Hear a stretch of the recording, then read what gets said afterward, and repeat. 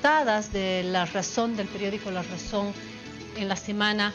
Hoy vamos a saltar los temas más relevantes y vamos a dedicar unas pequeñas palabras al tema, al hecho de la semana, que usted lo sabe bien, es el fallo de La Haya, el fallo que hemos esperado tanto tiempo de la Corte Internacional de Justicia. Un fallo que definitivamente nos ha quebrado a gran parte de los bolivianos y bolivianas el corazón, nos ha quebrado el corazón, y toca subrayar algunas ideas que desde La Razón creemos esenciales.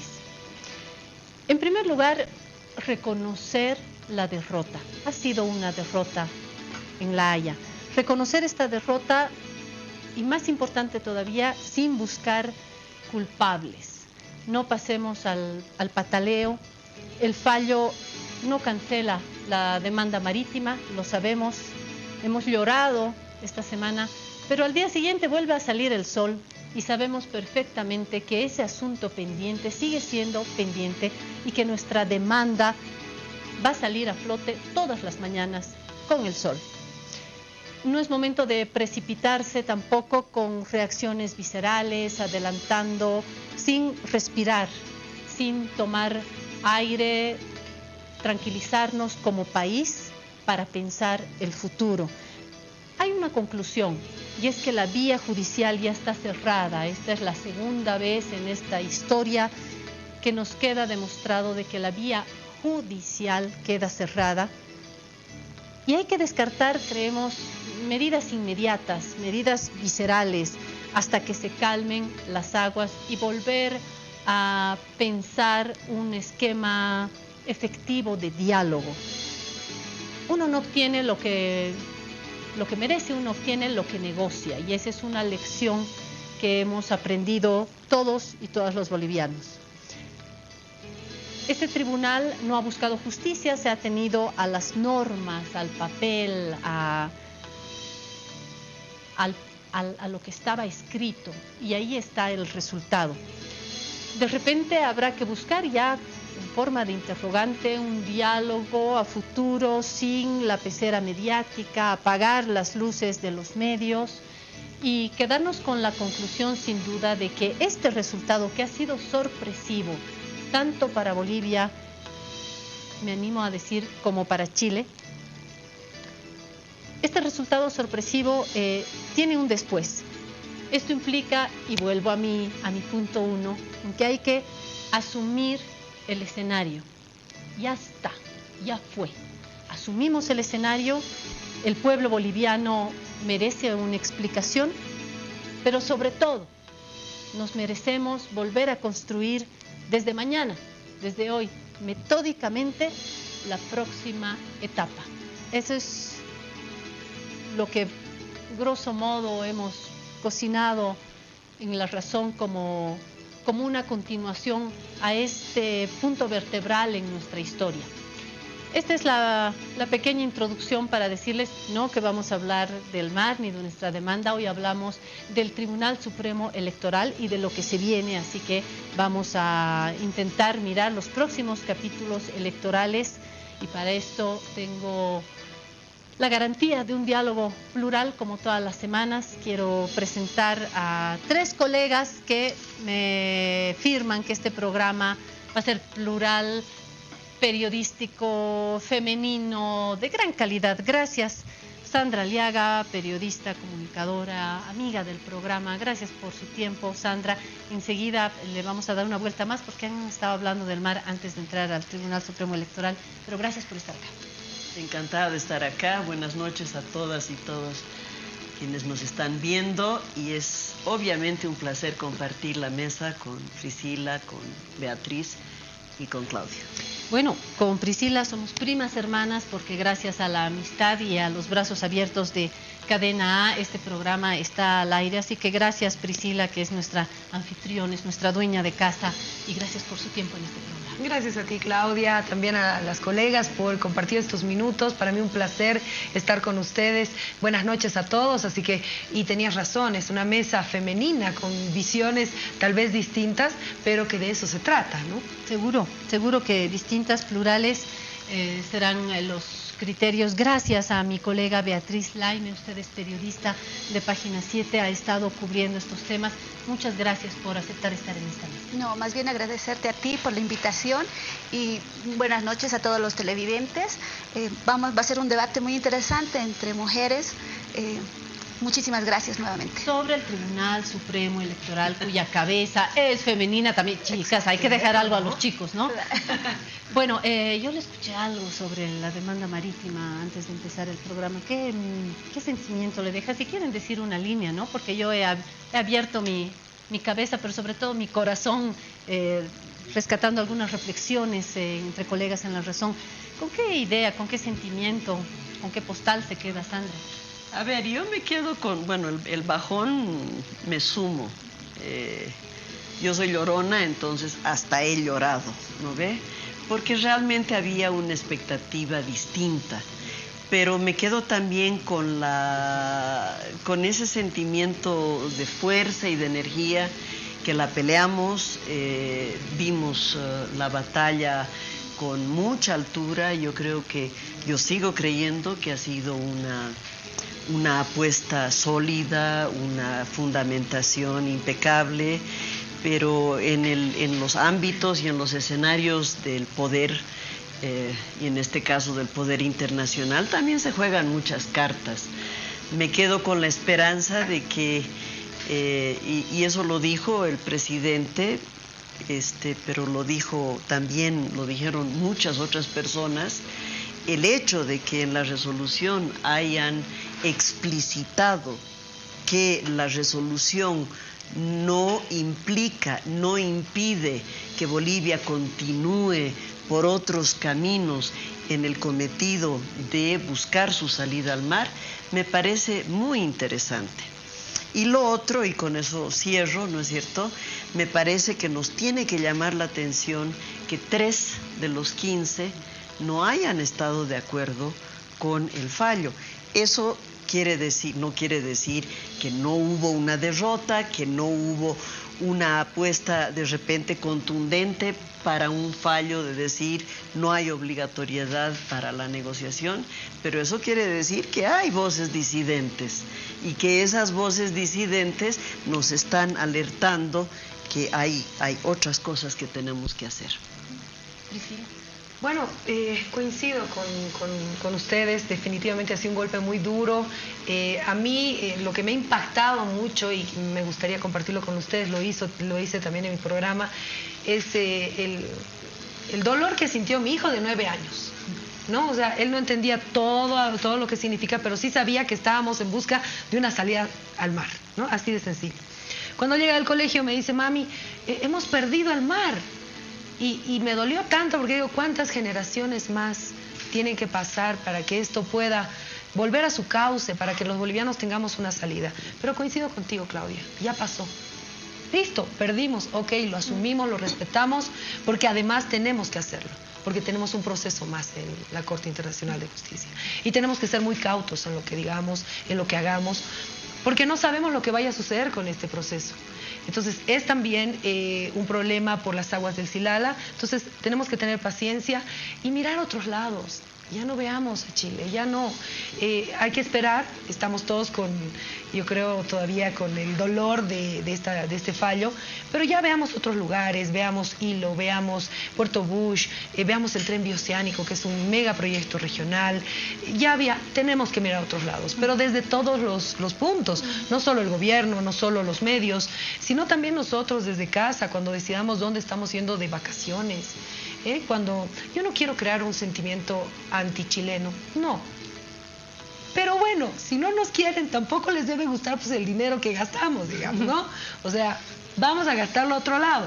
Y si podemos sacar nuestra mercadería por otros puertos, si podemos hacer otras cosas, hagámoslo. Y ahí está el gobierno para poner las condiciones, ¿no? En un artículo de opinión, la última semana en La Razón, no estoy recordando el nombre del autor lastimosamente, pero recuerdo las ideas, que es lo importante, decía que el futuro de esto está en el pasado otra vez, que si miramos la historia vamos a ver que está atrás el futuro en los ideales de Andrés de Santa Cruz, en los ideales y en los puentes entre pueblos que quiso construir. Entonces, miremos hacia adelante recordando el pasado, porque hay otras alianzas, sí, el puerto, sí, el viaje, sí, pero más allá y más allá del mar, más allá de esta cosa pendiente con Chile, hay algo por construir.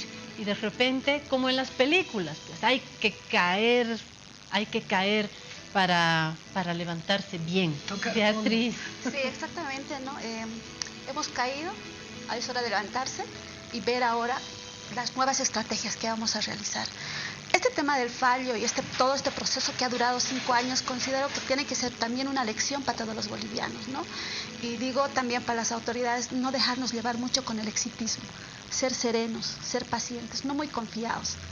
A la hora de que se trabaja un determinado tema, también pensar en otras alternativas. Y así la caída no va a ser tan dolorosa, ¿no? Entonces, de hoy en adelante, levantarnos y trabajar otras estrategias y dejar de lado un poco lo que es ser viéndonos como mendigos, digamos, ¿no? Es que solo Chile. Como decía Priscila, tenemos diferentes alternativas y hay que trabajar en esa línea con ese nuevo horizonte. Y los medios de comunicación. Vamos al Tribunal Supremo Electoral, que es uno de los temas que nos convoca. A ver, es un momento difícil para el país por el momento político que nos toca vivir. Estamos ante si Evo Morales postula o no, con dos ejes contrapuestos. Por un lado tenemos el resultado del referéndum del 21 de febrero, en el que la mayoría de las personas que han votado han dicho no a abrir la Constitución para permitir la reelección de Evo Morales. Y por otro lado, el resultado del tribunal que nos dice que Evo Morales sí puede candidatear por el principio, por este derecho a ser candidato. Y nos toca dos ejes que no estamos acá para decir cuál pesa, porque este es un debate más político y yo quiero hablar más del escenario electoral. Además de lo que dice el Tribunal Constitucional de, bueno, bandera verde para Evo, pero y la bandera verde del referéndum, y ahí estamos enfrentados y acá hay que ver cuál pesa y estamos en un debate, sí, normativo, sí, político, y en medio de este debate y de este país nuevamente polarizado tenemos un Tribunal Supremo Electoral al que parece que están apretando todas las fuerzas políticas para que el tribunal se pronuncie y que el tribunal habla, puede o no puede, y el Tribunal Supremo Electoral se puede pronunciar. Primero pongo como pregunta y luego, ¿qué elementos están en el tablero que puedan plantear un tribunal en crisis? Leía una nota en esta semana, Beatriz, usted cabalmente escribió una de las notas, usted cubre la fuente, una de las notas en las que habla ya de una crisis del Tribunal Supremo Electoral.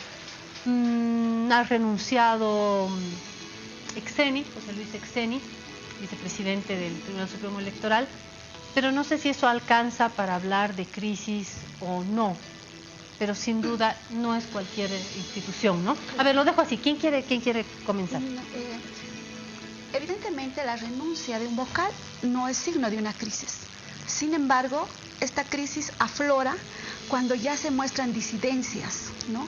Esas disidencias están 3 contra 3. Yo hacía una división entre los institucionalistas, ¿no?, entre comillas, y los funcionales, como los denominan incluso dentro del Tribunal Electoral, de hecho, los partidos. Dice usted, la leí, me pareció interesante para que nos explique y debatamos un poco en ese sentido. Usted asume en la nota, dice, hay los institucionalistas y los afines Ajá. afines. Un poco es como los oficialistas y los institucionalistas. Sí, se ¿Por dónde puede va esta decir, hipótesis? sí, en tema de los institucionalistas se hace esa división porque Katy Uriona, por ejemplo, les doy un ejemplo, Katy Uriona dice que no se debe rechazar la personería jurídica nacional, ¿no?, a Solvó. Esa es una disidencia primera que muestra. La otra disidencia es contra el reglamento para el tema de las primarias. Hay disidencias.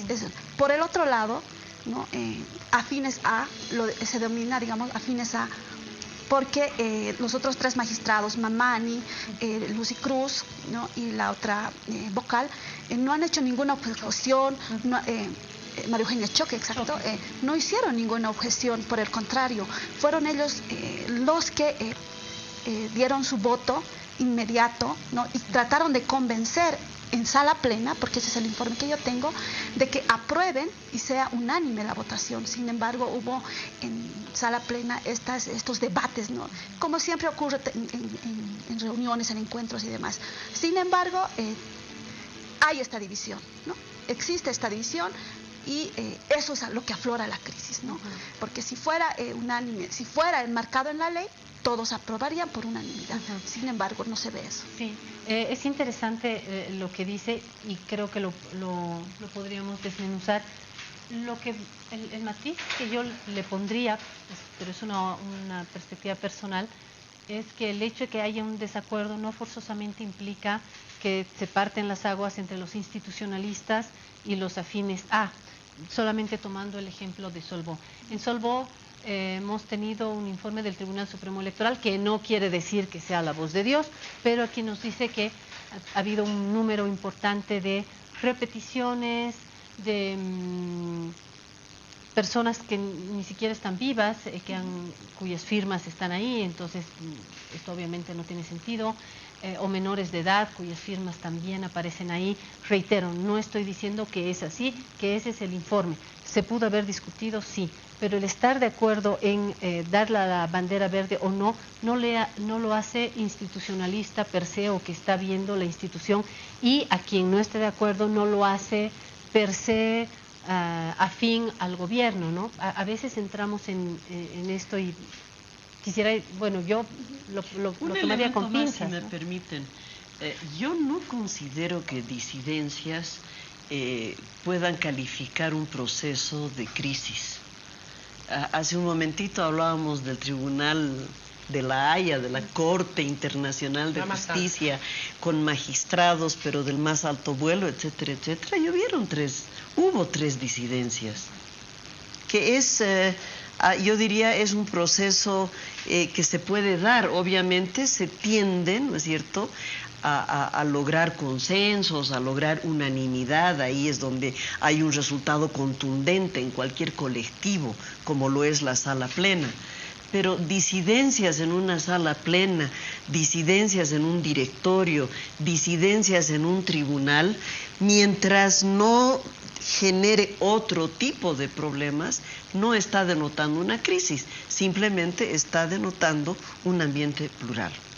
A mí me llama la atención algo y no sé, tal vez es algo que no tiene importancia, pero antes, cuando había una decisión de una sala plena, había un vocero y daba a conocer la decisión.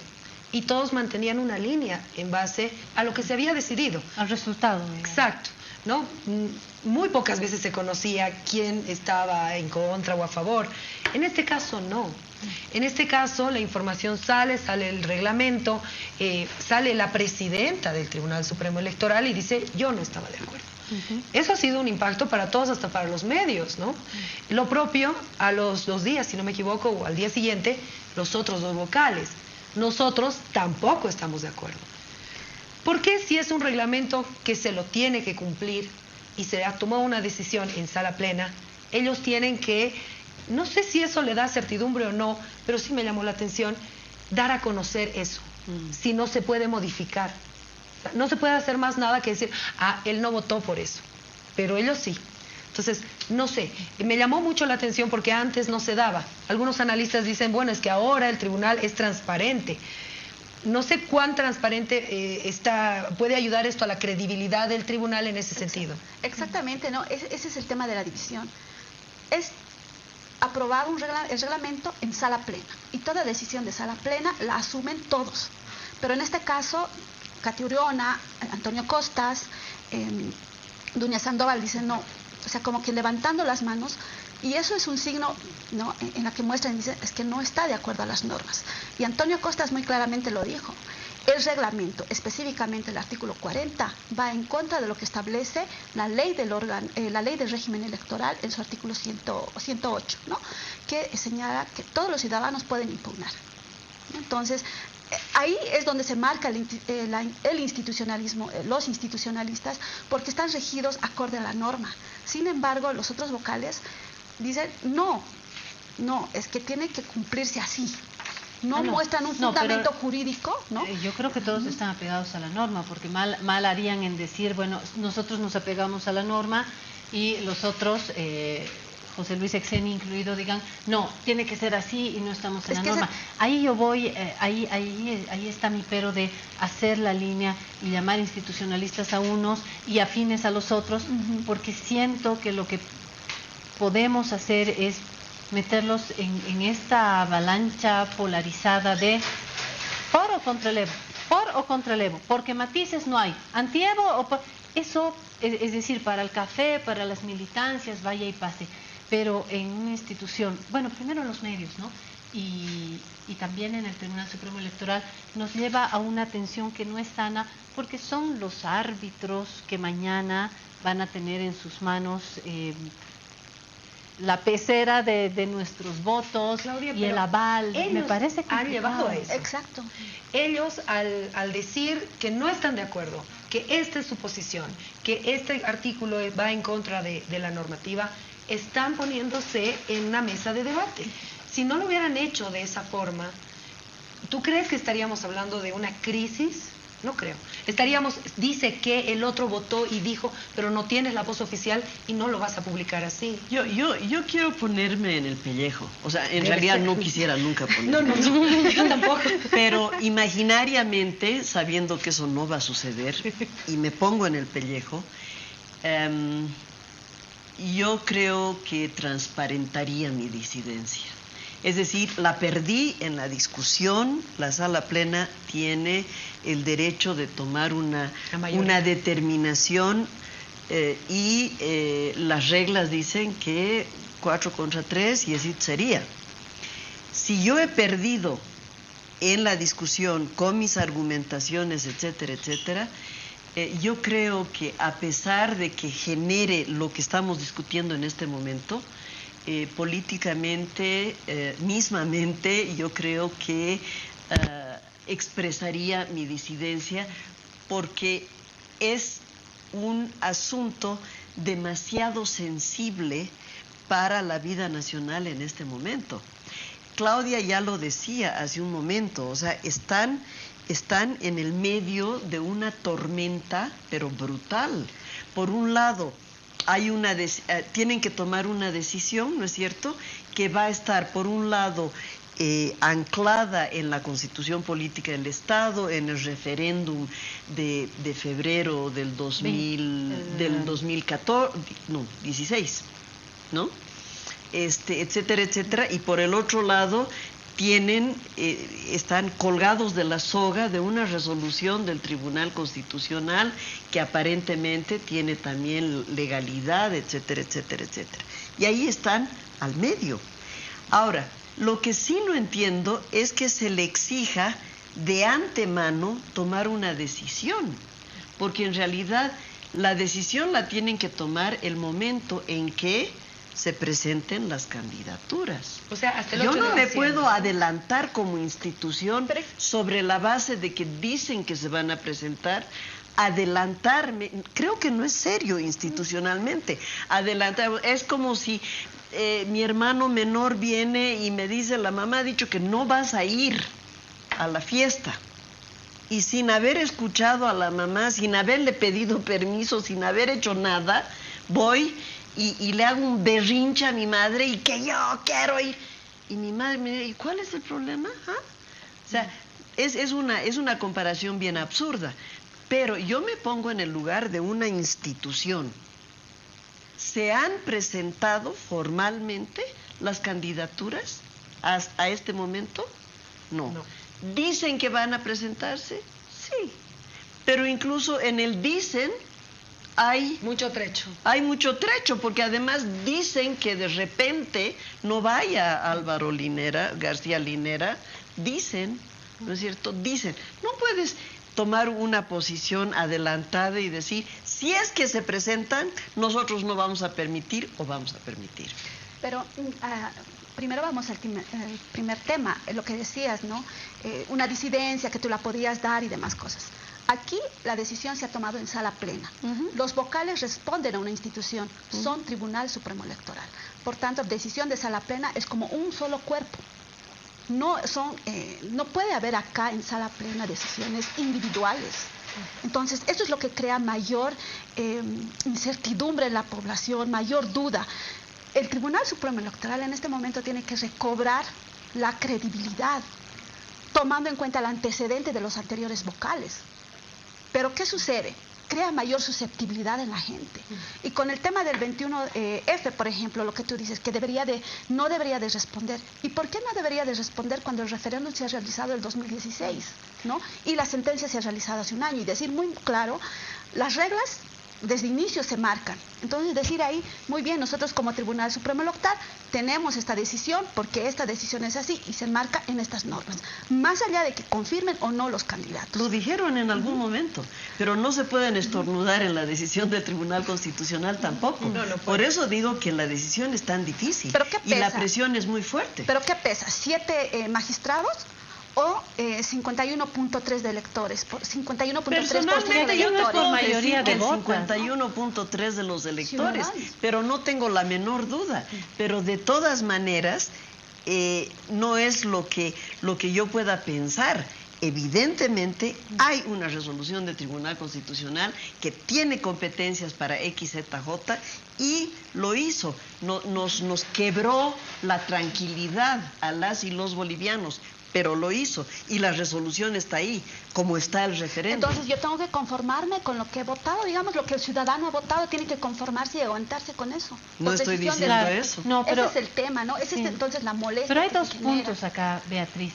Por un lado, y por eso decía, no estamos acá, porque si yo pudiera resolver con ustedes tres, si pesa más el resultado del 21F o la señal... el sello documento, el sello del Tribunal Constitucional, si pudiéramos resolver entre nosotras cuatro, pero salvaríamos al país de la actual y futura crisis política, de tempestades que se nos vienen, que sabemos que se nos vienen, somos periodistas y sabemos que se vienen tiempos complicados.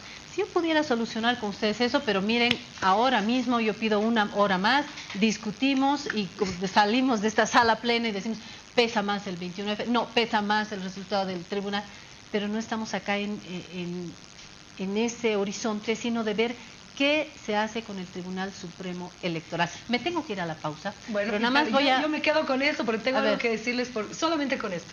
Ni siquiera el Tribunal Supremo Electoral puede decidir sobre cuál de los dos pesa más. Eso es ya una incertidumbre. Sí, y no tiene esa competencia. Exacto. Nos vamos a la pausa y enseguida volvemos, que esto se está poniendo muy interesante.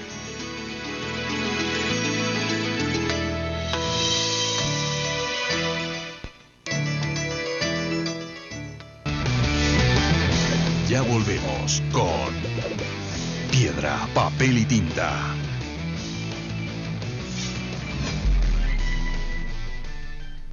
Cada día una persona es víctima de la trata y tráfico de personas. ¿Qué es la trata y tráfico de personas? Es el enganche o captación de personas con amenazas, engaños y falsas promesas con el fin de explotarlas tanto laboralmente, sexualmente, matrimonios forzados y tráfico de órganos. Tú puedes detener esto. No te dejes engañar. Esto es un mensaje de Cadena A, en cumplimiento a la Ley Integral 263 contra la trata y tráfico de personas.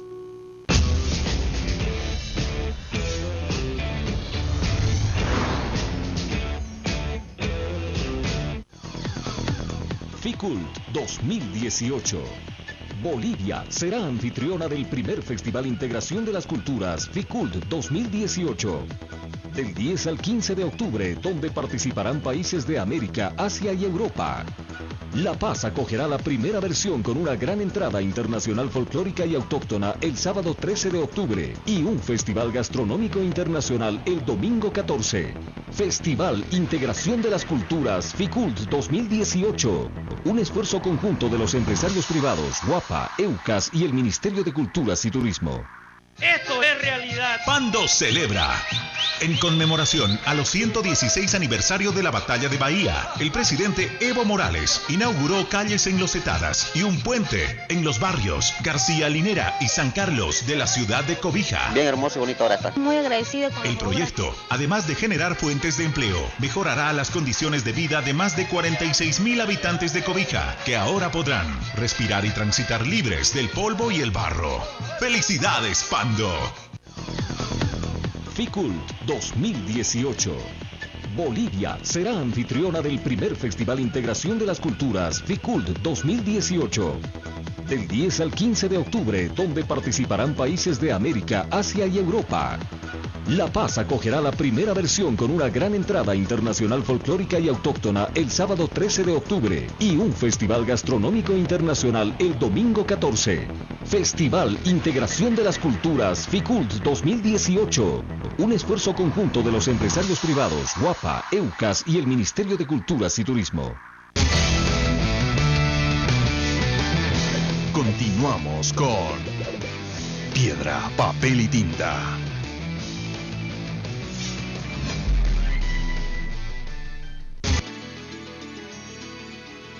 Estamos en la segunda parte de este diálogo, esta mesa de periodistas, gracias a Beatriz Laibe, periodista de Página 7, Priscila Quiroga de Cadena A, Sandra Liaga de ninguna cadena porque usted es libre, ave libre, ¿no? Ave César. Gracias por su presencia. Estábamos intercambiando ideas sobre la competencia o no del Tribunal Supremo Electoral de decir, bueno, van estas candidaturas o no, cuando tenemos estos dos resultados en choque al margen, decir este pesa más por mayoría de votos, no, este porque es del tribunal. Tenemos el referéndum, tenemos el resultado del Tribunal Constitucional y el Tribunal Supremo Electoral que va a tener que habilitar, nos recordaba Sandra, va a tener que habilitar si estos compañeritos pueden ser candidatos, si estas compañeritas pueden ser candidatas o no. Hay un punto en el que yo quiero marcar mi desacuerdo con Beatriz, cuando decía hay que sacar, devolver la credibilidad, y ahí, pero esto es obviamente personal, individual de Claudia, yo nunca perdí la credibilidad en el Tribunal Supremo Electoral. Yo creo que el Tribunal Supremo Electoral, además con esos nombres y esa presidencia, Uriona, Exeni, han sido un núcleo duro. Creo que la institución ha dado muchas muestras de solidez. Creo que está a la altura de este país tan conflictuado. Es decir, yo me saco esta camisa y dice, confío en el Tribunal Supremo Electoral. Pero es una opinión personal, ¿no? Yo no sé si podemos decir que ha perdido la credibilidad, de repente usted tiene otros elementos, pero ya en general es muy difícil poner un termómetro y decir, esta institución está en crisis, o esta institución... Esto está bien para, no sé, para Murillo, digamos, que sale como candidato opositor y dice una cosa, pero ya en términos de defensa de las instituciones, yo más bien apoyo. Yo observo lo que ha sido el rol del Tribunal Supremo Electoral, es todo un proceso, ¿no? Los anteriores vocales maltrataron, la golpearon al Tribunal Supremo Electoral. A la ciudadanía le está costando recobrar esa confianza, ¿no? Y lo está, digamos, el TC está en ese proceso de recuperar, pero no está ahorita, sí, somos confiables totalmente. Está la ciudadanía en ese proceso de decir, sí, confiamos en el TC.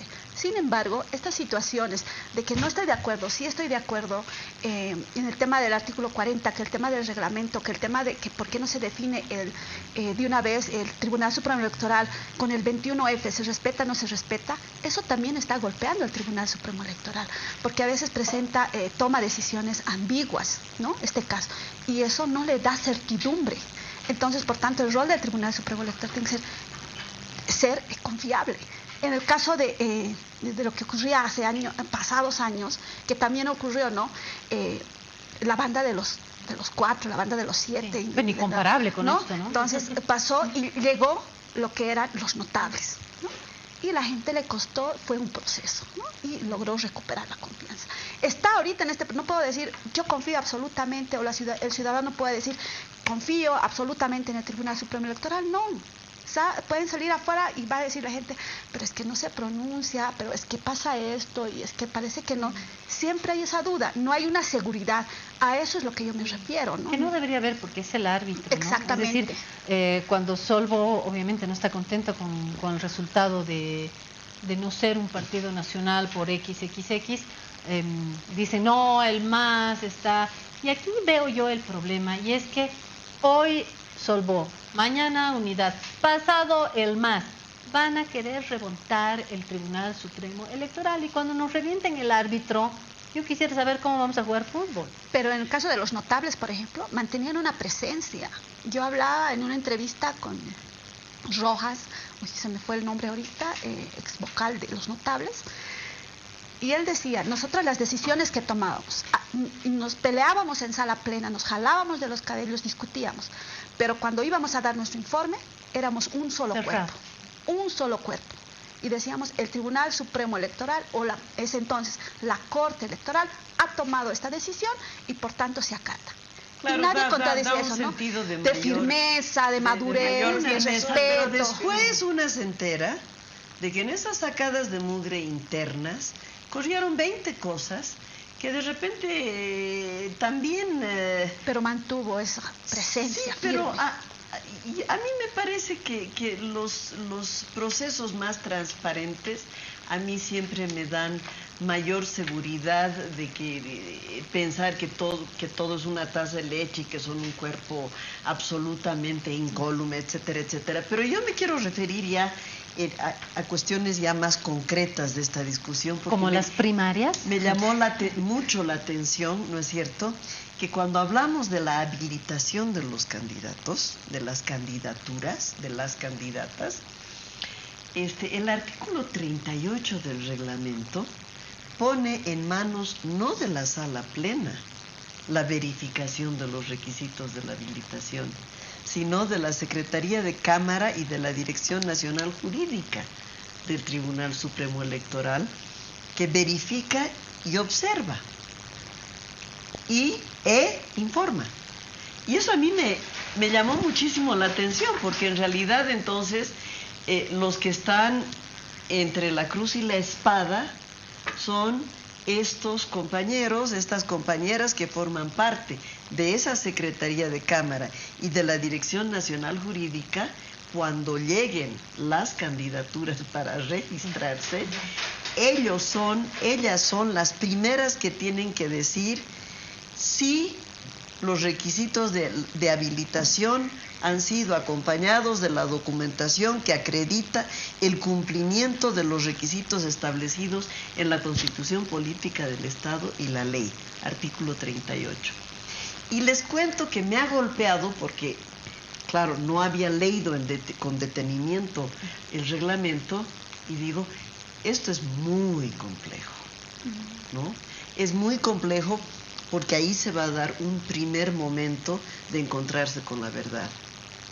Y el segundo momento, en el artículo 40, eso sí ya va a corresponder a la sala plena, son las demandas de inhabilitación. Y donde algunos vocales de la sala plena entran en conflicto con los otros, es porque dicen que solamente pueden presentar demandas de inhabilitación los propios, o sea, solamente pueden interponer estas demandas los propios y las propias militantes. O sea, si yo soy militante de demócratas, entonces puedo interponer una demanda de inhabilitación a la candidatura de demócratas, pero no puedo interponer una demanda de inhabilitación a la candidatura del MAS. Entonces, ahí es donde se resquebraja, se pierde un poco la democracia. Pero no más o menos, porque aclaran también, de hecho creo que fue Costas quien lo dijo públicamente, que eso sucede en esa etapa. Pero luego ya para las elecciones generales, cualquier persona de unidad, no unidad, masista, no masista, sin partido, puede decir, yo presento mi pero para que este candidato que no ha sido impugnado, yo tengo la opción. Entonces, esta es una etapa para que los militantes puedan o no presentar un pero en la etapa siguiente ya puede. Pero nos complica totalmente el escenario y te prometo que es cortito. ¿Sabes por qué? Nos complica totalmente el escenario porque una vez que ya se ha definido primarias, etcétera, etcétera, se supone que las candidaturas son es vinculante. O sea, claro. Y entonces ya son candidaturas que obligatoriamente, porque eso es lo que quiere decir lo vinculante, están ahí. No, entonces, porque ahí antes sí se puede presentar un pero a cualquier candidato y no ser militante para presentar y hablar un minuto antes del pero los resultados son vinculantes. Y los resultados de la primaria es vinculante. Exacto. Automáticamente gane con un voto el binomio, se inscribe automáticamente para las elecciones del 2019. Por eso esta primera etapa es la más importante. El 8 de diciembre de este año es de vital importancia para el país porque se conoce si se acepta o no al presidente Evo Morales y en caso de que vaya Álvaro García Linera, si son habilitados. Porque pueden ganar por un voto y ya están habilitados para el Antes de que se presente esto, te prometo que es corto yo también. Buena idea, Sandra. Te prometo que es corto.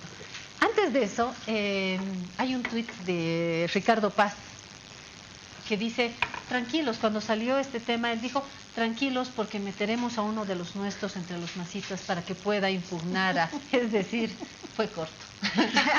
Sí, corto. Bueno, yo tenía observaciones en lo que decía que el equipo jurídico va a hacer la evaluación y el registro de los documentos. Tú decías complejo, yo creo que no va a ser nada complejo. Lo que van a hacer ese equipo es agarrar certificado de nacimiento, muy bien, militancia, perfecto, registrado, perfecto, ¿no? Cumple con los requisitos, aquí tiene el documento, informe, cumple con todos los requisitos. Yo la observación que tengo es específicamente en el artículo 40, ¿no? Que el artículo 208 de la 026 establece claramente que todos los ciudadanos y ciudadanas tienen el derecho de presentar impugnaciones para que puedan inhabilitar a un candidato. Y dice en todos los procesos electorales. Y las primarias, las internas, es un proceso electoral. ¿Y por qué se está restringiendo la impugnación? Esa es la gran pregunta, ¿no? ¿Por qué se está dejando para después? Bueno, ahí es una trampa, porque el resultado es vinculante, por tanto no se puede impugnar. Entonces, esa es la observación que tengo. Por eso te digo que si yo fuera del Tribunal Supremo Electoral, yo presentaría públicamente mi disidencia a esa decisión de sala plena, porque yo no me, porque no puedo responsabilizarme. Pero entonces renuncie. Claro, ¿no estás de acuerdo con todo eso? ¿Por qué? O sea, yo creo que la institucionalidad que tiene el Tribunal Supremo Electoral va por ese lado. Internamente, cuando tienes, qué sé yo, decisiones de directorio, y me imagino que debe pasar lo mismo en La Razón, hay mucha gente que puede tener opiniones distintas, pero hay una línea que se marca al final, y es la que se sigue, ¿no? No es que, no, como yo no estaba de acuerdo, entonces yo voy a escribir un artículo por este lado. Claro. Eso yo tengo que aceptar. Exactamente. Pero puedo decir que no estaba de acuerdo.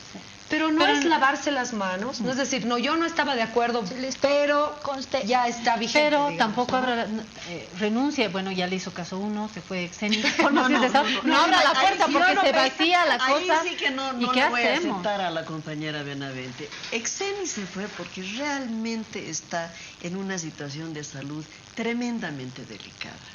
Y más bien lo que yo quisiera desde los medios de comunicación y desde los analistas políticos, que seamos respetuosos de eso. Sí, claro, con la salud no se juega. No se juega y de verdad está en una situación muy delicada. Es un hombre que siempre ha puesto el pecho a la bala. Ciertamente. Lo conocemos desde hace muchos años y creo que no es respetuoso, ¿no es cierto? Y tratar de siquiera sugerir que se haya ido porque se ha acobardado, no, digamos, eso es cierto. de las responsabilidades. Eso es cierto y otra vez me consta personalmente que hay delicados problemas de salud, lo digo.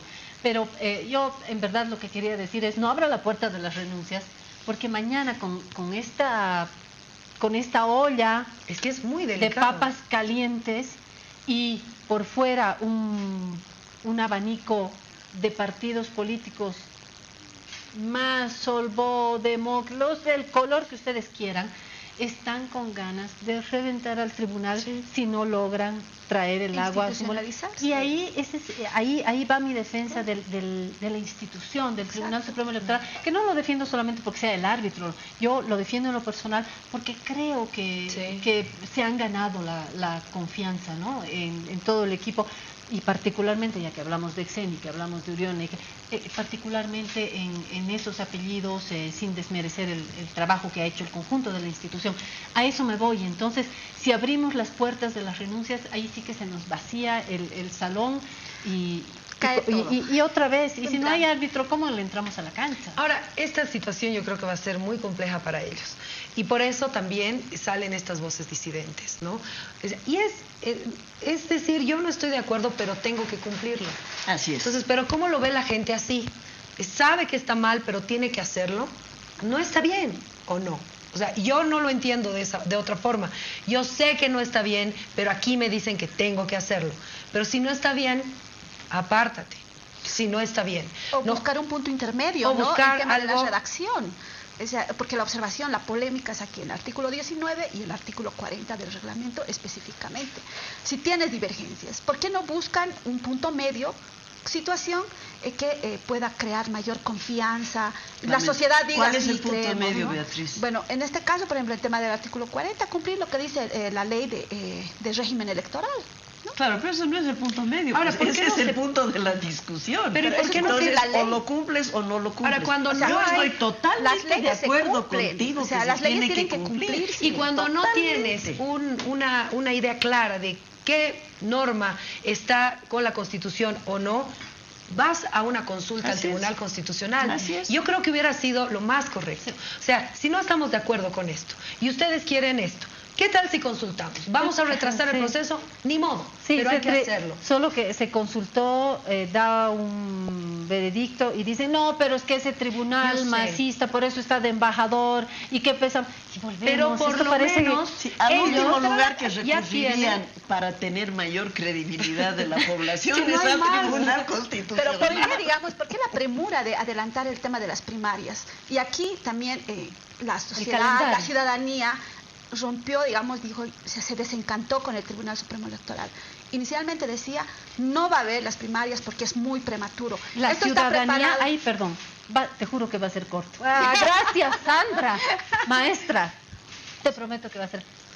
Estoy también en desacuerdo, Beatriz, con decir la ciudadanía se desencantó. La ciudadanía, somos muchas ciudadanías. Yo no sé si la ciudadanía se desencantó. O si existe una ciudadanía. Vamos a hablar con números, va a ser eso complicado también, ¿no? 200 datos, 5 Sí, millones por eso tantos es difícil, ciudadanos, ¿no? claro, por Todo, eso pero es yo digo, difícil. ahí englobo y generalizo tal vez. Y, De repente pero una parte algunos, significativa de la entonces, sociedad. ¿no? Entonces algunos de la sociedad. Tampoco se hace tan grave. Bien condescendiente, che. Uno que otro. Entonces, ante esa situación, hay observación, se desencantó, porque inicialmente el Tribunal Supremo Electoral dice, es muy, vamos a hacer las primarias para el 2024, no para el 2019. Que eso La gente sería lo estaba más tranquila, lógico. pero repentinamente a las 2 semanas cambian de opinión y dice, sí, podemos hacerlo todavía las primarias. Y se ve estos conflictos, ¿no? Es que yo ¿por no qué la creo que, premura? perdón Beatriz, pero no creo que ellos dijeron, sí, se puede. No, yo creo que ha sido la ley que los obligó, porque ya estaba aprobada. O sea, no había más. No había más, ni siquiera fueron a la asamblea a explicar por qué técnicamente no me da llegar al TIBNIS para una primaria, para este lugar. No, Porque ellos no hubo. se consultó si técnicamente se alcanzaba y ahí sí dijeron, Sí. técnicamente se alcanza, es decir, Sí. está aprobada la ley. Exacto. Y técnicamente se Antes de aprobarse alcanza, la ley, sí, se alcanza. Entonces ahí Ojo, volvemos a la entrar. primera fue, técnicamente no se alcanza. Exacto, Ajá. la primera fue esa. O sea, esas contradicciones, entonces, ¿cómo? Pero después les pusieron la soga al cuello y como dice Priscila, aprobaron la ley Porque y les quedaba de entonces La ley... disposición transitoria decía hasta el 2024. Habría hasta el 2024. Pero es que esa era la Pero predisposición del exactamente. tribunal. Ese era el proyecto. ¿Qué sucedió? ¿Quién presionó? ¿No? Es la pregunta. ¿Quién presionó a los vocales? Eso, ¿quién puso la soga cuando dijo les pusieron la soga? ¿Quién? En la Asamblea La Legislativa. Asamblea Legislativa que aprobó. ¿Quién tiene mayoría? El MAS. Esa yo me la sé, el MAS. Pregúnteme. Aprobada. Bueno, yo lo que les quería preguntar es... nos hemos ido a los puntos más polémicos. Son periodistas, no me han dado tiempo de hacer la pregunta. La pregunta inicial era, ¿qué le podemos exigir globalmente en el espíritu a las primarias, al espíritu de la norma? ¿Dónde se posicionan los partidos? Pero sobre todo, ¿es esto, es el 40, es el no sé qué, es la fecha? ¿O en el espíritu ustedes como periodistas sienten que es un elemento que va a fortalecer el proceso electoral, por lo tanto la democracia? Lo que pasa es que lamentablemente se apresuró y se presionó para poner en marcha una ley que se ha discutido tanto, se ha consultado tanto y además que es una normativa que yo sinceramente siento que impulsa la calidad de la representación política de Bolivia. O sea, cuando vemos la exposición de motivos de la ley de organizaciones políticas, hay una serie de puntos que a mí realmente me llenan de gozo, digamos, ¿no es cierto? Porque es la búsqueda de fortalecer estos tres tipos de democracia, pero dentro del marco de lo que significa la democracia intercultural, la democracia paritaria, que no son nombres huecos, no son conceptos así baladíes, ¿no es cierto? Sino que realmente si lográramos podemos construir una democracia bastante más fuerte de la que tenemos. Ahora, no hay un respiro, o sea, la ley se ha aprobado hace unas pocas semanas y ya la tenemos que poner.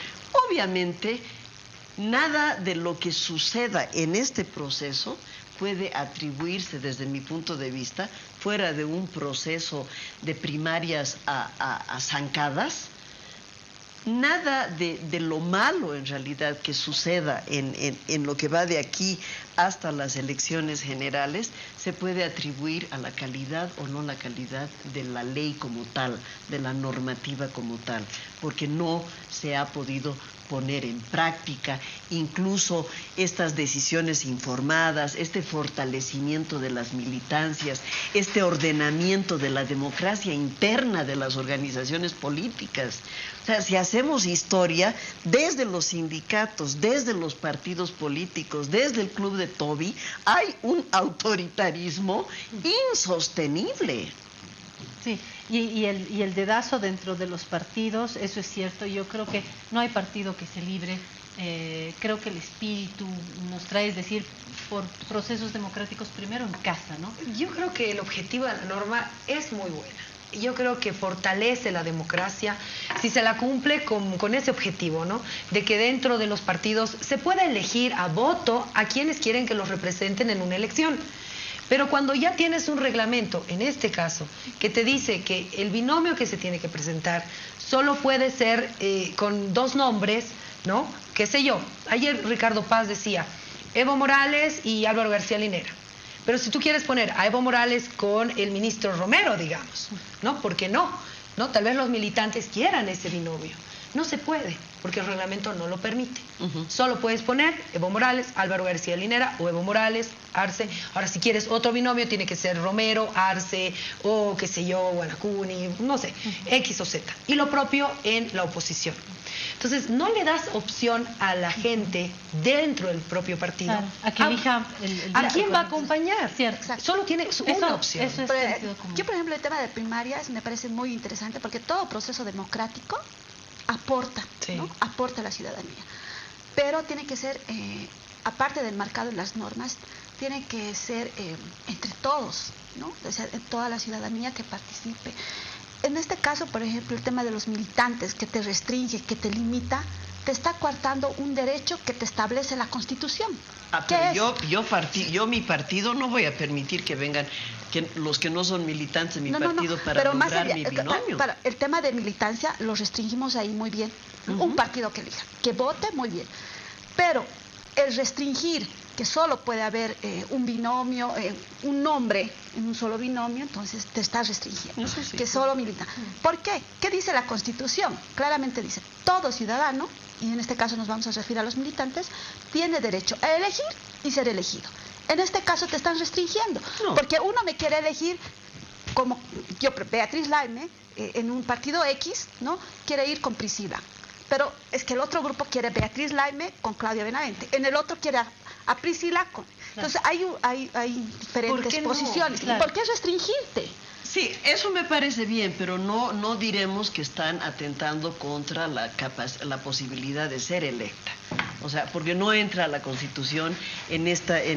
Sí entra, porque que el ciudadano quiere y el militante quiere que vaya Priscila con Claudia Benavente, no Beatriz con Priscila. Sí, pero no es ilegal. O sea, ese es el tema. Pero eso no es ilegal. Lo triste es lo que han mencionado ustedes, ¿no es cierto? ¿Por qué restringir dentro del propio partido, ¿no es cierto? El hecho de tener opciones con las mismas personas. Exacto. Es decir, que si se jugara esto entre nosotras, bueno, yo estaría de candidata a la presidencia ya, ¿no? La duda sería si con vicepresidenta Sandra, con vicepresidenta Priscila o con vicepresidenta... Y que los chicos voten. Exacto. Y que los chicos voten y diría, bueno, a mí me gusta Claudia pero Claudia indefectible, eso pasaría, eso me parece democrático. Eso es muy democrático. No, pero yo creo que esa es la línea, ¿no? O sea, darle opciones en los mismos partidos políticos, y en eso concuerdo contigo. O sea, no va a venir otro a ingresar al partido para elegir al binomio, sí. O sea, por algo son militantes, no son afines. Ahora, cuando hablas de una impugnación, ¿no? Yo creo que es importante. ¿Por qué? Sí. Porque a veces los militantes nos cerramos a la idea de esto está bien, no me importa lo que digan los demás y esto es lo correcto, lo que él diga, no pasa más nada. Pues Pero la no visión se te de ocurra, afuera, porque ahí te va. Ajá, pero la visión de afuera, que siente que se le ha afectado un derecho, tiene el derecho a hacerlo conocer. De que la acepten o no, y es otra cosa. Pero tiene el derecho a ser escuchado.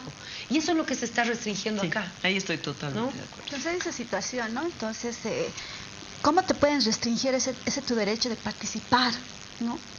Ese es el tema, esa es Como la polémica. ciudadano que además vas a votar. Que vas a votar, ¿no? Entonces, esa es la situación y es la molestia a veces que genera. Y insisto, ¿no? Ese es uno de los factores que también resta la confianza al TC. ¿Ustedes creen que algún militante, ya sea de Demócratas, de Unidad Nacional o del MAS, va a impugnar a su candidato? Al día siguiente ya no es militante. O sea, no hay más. No, pero por eso decía Ricardo Paz, no importa que lo hagan, meteremos a uno de los nuestros a que se disfrace de militante y lo impugne y ahí nos vemos. Bueno, con este mencionado tweet me voy agradeciendo, por supuesto, a Beatriz Laime de Página 7 por su tiempo, por las ideas, por la participación, nuestra dueña de casa, gracias Priscila Quiroga.